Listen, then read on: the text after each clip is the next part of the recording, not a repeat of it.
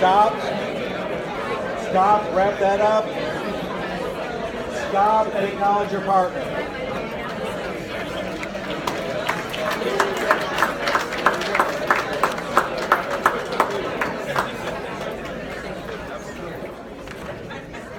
All right.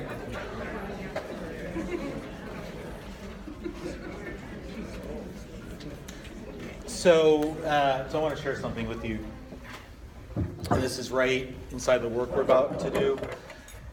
So today, my mother died 3 years ago. So today's the third year anniversary of her death, August 28th, 2014. And so I had a great relationship with my mother. And I actually had it that I was complete, that she had died.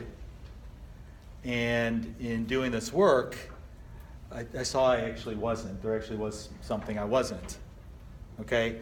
And that's the work we're going to do. That's right inside the first intention, to generate the distinctions that allow for completing a relationship. And what I saw was incomplete is that I had been pretending like, yeah, I'm fine, everything's good, no problem. But really, I had a regret.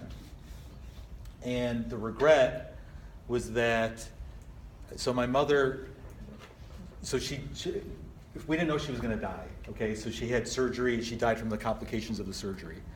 But for the few months before that, and actually for a while before that, she started having some health issues that were showing up. And hold on a sec, I can't actually go on. So I request, if you're having side conversations, you not have side conversations. It's incredibly impactful to everyone in the room, and especially the person sharing, if what's happening is side conversations. And it's impactful for you if you're having a side conversation, because there's no way you can actually be present to what's being said. In your whatever conversation you're having, I promise you, is not more interesting than the one that's happening right here. So I request you not be, and if you can't be here like that, then I request you not be in the room. Like, if you've got to be in conversation about something, then you should leave the room. Okay, and that's not to make people bad or wrong or put something in the space, but it's just like, it's such a disrespect of the space that we're creating. All right, so anybody not agreeing to that? Okay, thank you. I lost where I was. Regret. Complicated. Yeah, so she was having issues, and she had, before the surgery that she died from, she had a prior surgery. So the regret was that I wasn't with my mother more. That when I saw that her health was declining, that I didn't spend more time with her. And more than that regret, because that really wasn't the regret. The regret was that I actually had it that if I had spent more time with her, that she wouldn't have died. Like somehow I could have prevented that. And if I had been around more, that I would have seen something, I could have done something, and that would have prevented it. All right, so I saw that as I was doing this work. And I was sharing it with another seminar leader. And he said, well, are you willing to give that up? And I actually had to ask myself, am I willing to give it up? I mean, I didn't just say yes. I'm like, I don't know, am I willing to give that up? You know, and then I said, yeah, I'm willing to give it up. And I'm giving it up. And in that moment, what could then be there was my love for my mother. And the opportunity of what I said I wanted today to be about was my mother being honored. You know, and having the full presence of my love and my respect and my admiration, and who my mother was for me, still is for me. You know, and she could be there right then in that moment, and she's here right now in my sharing of her. You know, my parents are extraordinary people. They adopted not one child, not two children, 3 children. So me and my brother and sister are all adopted as infants. And there was never anything about that, you know? Like, it was never like, oh, this is off or wrong or weird, or it's like, no, this is, you know, this is where I'm supposed to be.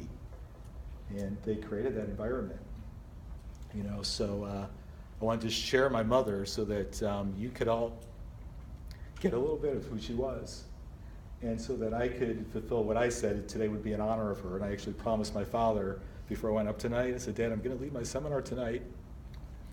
And I'm leading in honor of Mom. Now, if I had held on to what was incomplete, that could never happen. Because it would be obscured by the incompleteness. So that's the work that we're getting ready to do. And you really can be complete with anybody, including people who are no longer here, who are no longer physically here. And I'm going to walk through how you can actually do that. Okay, so, and that's what arises in creating the possibility of being 100% responsible in relationships by creating that. So we created that possibility last session. You know, we're creating it again tonight. By standing in that possibility, what will begin to show up are all the places where you're incomplete in that relationship against that possibility, right? So who has noticed you've got incompletions in your relationship? So who has noticed you got, so raise your hand if you've noticed you've got incompletions in your relationships. Okay, Sam, you not your hands up. Do you not have any incompletions in relationships? Okay, all right. Because this is like an actual question. When I ask, and if you don't see it, then don't raise your hand. Then I'm gonna like find out. Okay. All right. Good. All right. Okay. Good. Okay. Good. Thank you. I got that. All right. And now never mind. Because that would be there. You'd see. Look. And here's one thing that won't have you look is you'll make the incompletion wrong. And that's actually what we're about to get into. So we're going to do some work on something that's extraordinarily powerful in relationships. And it's actually required if we're going to fulfill that intention. And that is being complete. We're going to do some work on being complete. Inside the possibility of being 100% responsible, one must be sure to be responsible for anything, and I mean anything that's incomplete in the relationship. So we're going to do an exercise to generate the distinctions being complete. Okay, so take out your notebook, and if you need a notebook or pen, just raise your hand. Okay, keep your hands up if you need one.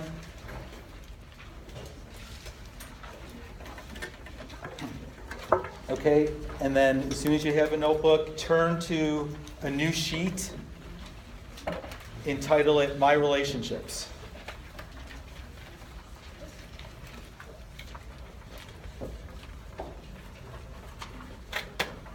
All right, turn to a new sheet and title it My Relationships. All right, and we're going to refer to this sheet at other times in the seminar. All right. Now, in a column on the left side of the page, write the name of a person in a relationship that's important to you.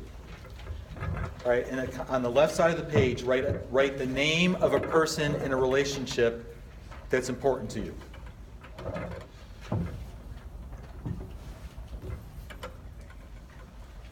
Okay, and then skip 4 or 5 lines, then write the name of another person that's important to you.